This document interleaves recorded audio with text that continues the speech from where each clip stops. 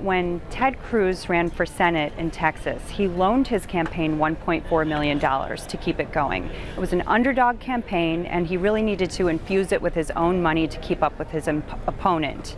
He likes to talk about that on the presidential campaign trail, sort of as evidence of how much he and his wife believed in his candidacy. What he hasn't been telling people is that part of that money came from a loan that Goldman Sachs gave him. And that's the place where Heidi Cruz, his wife, works.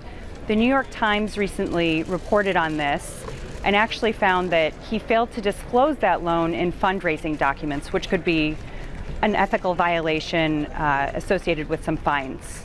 His campaign is pushing back hard on this report in a couple of different ways. First of all, they're not disputing what the New York Times found, but what they are pointing out is that Cruz disclosed this loan in different financial documents just a few months later in his personal financial disclosure. They say that that shows that he wasn't trying to hide anything and that it was simply an oversight in a fairly complicated fundraising report. What they're also saying is that it shows that the New York media is after him, sort of playing right into his anti-establishment theme. In fact, today he's been fundraising off the report. It's hard to see this issue really taking root in Iowa and New Hampshire, with voters who care about so many different issues, really are trying to get a feel for lots of different candidates, and really probably are going to be reluctant to get mired in sort of the bureaucratic details of fundraising reports.